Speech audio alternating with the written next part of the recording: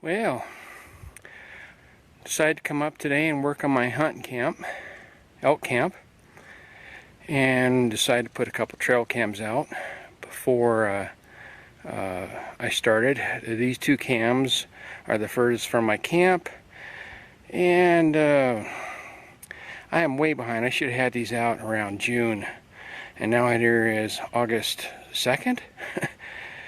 Anyway, so I come down off the hill, and I decided to come to the right as I was walking towards the camera here, instead of coming to the left like I normally do. And there was a puddle of water there, and I said, okay, there's a dry spot in the grass, I'll step on that. And as a net result, I sunk up to my knee. I'll be a monkey's uncle. So, I'm going to have a fun day working like this, because my camp isn't set up yet. I don't have spare clothes there. The boots are waterproof, supposedly, but yeah, I felt like I was in quicksand. It went down like that, and it would not come out. So, lesson for the day: don't come right, come to the left. All right, I'm going to get this trail cam mounted, then I got to work my way back to camp. Stay tuned.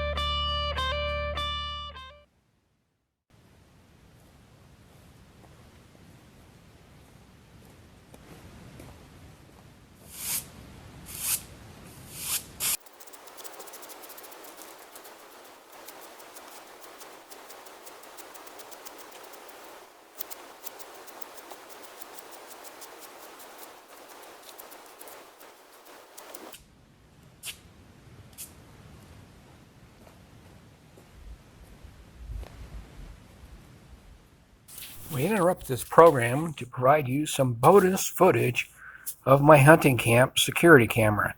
You just saw Roger Rabbit, and now we see Smokey the Bear's grandson, orphaned cub. That was a cinder block on the corner of my tent floor for size comparison. Should see him come back into view here. There he is. I know he's an orphan because he showed up on other trail cams. Roger Rabbit came back for another appearance. And then we have Bullwinkle shows up. And you need to pay real close attention to the base of his left antler. It's not sticking out of his head in the right spot. It's like coming out of his forehead. We'll see here, there's a clip coming up here, and you'll get a real good shot of it. I'm not sure what on my floor is so interesting to these critters. There you go. See that? I don't know if you saw it. It's sticking out of his forehead instead of back by his ear. And it's got an odd shape to it.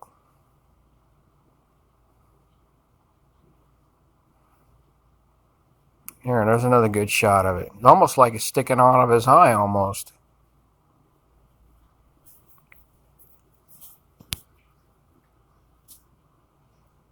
Anyway, he followed the game trail to my camp because he showed up on my game cam that I've got set up on that game trail. It's the same guy.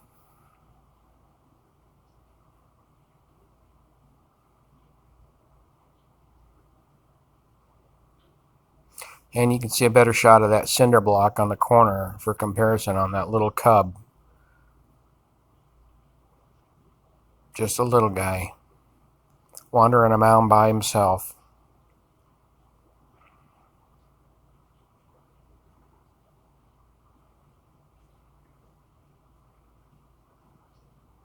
There's another good shot of those antlers.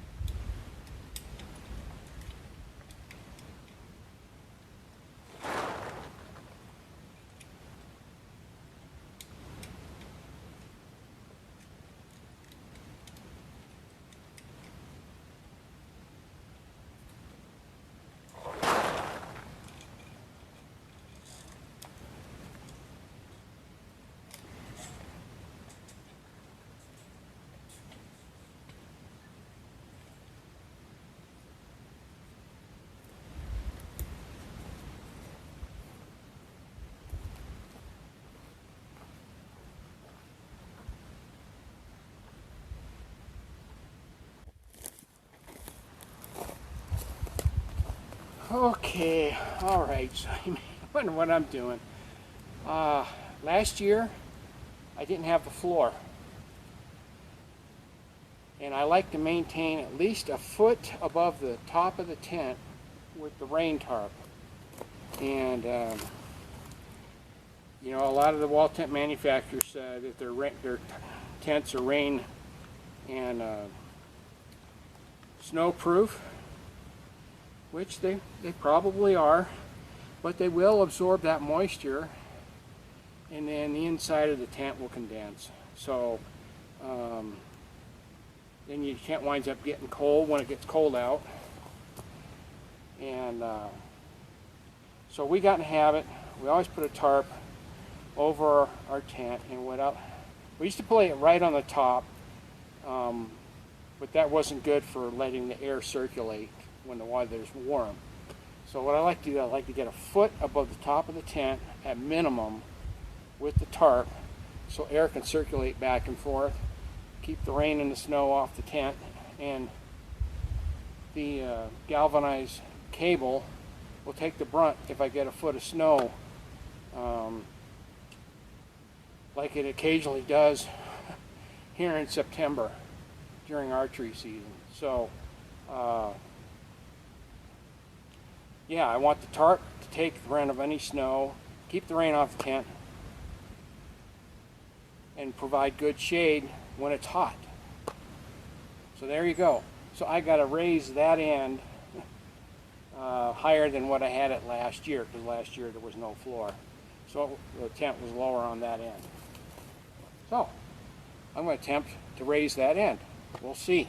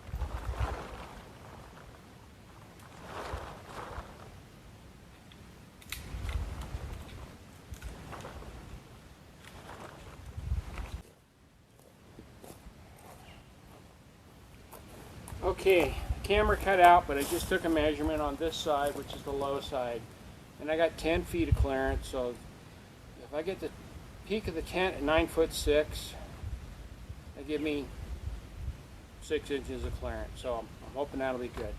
Otherwise, yeah, my ladder's not tall enough to get further, so I'll have to bring in another ladder, which will probably be next year. All right, so I got a rope tied to the peak on that end. I'm going to fasten that down. I tied a rope on that end to the peak, And I got done now before I tied anything down, because once I get the guy lines going sideways, I won't be able to get up there and reach it. So I'm going to fasten the back, get that squared away where I want it, and then do the front.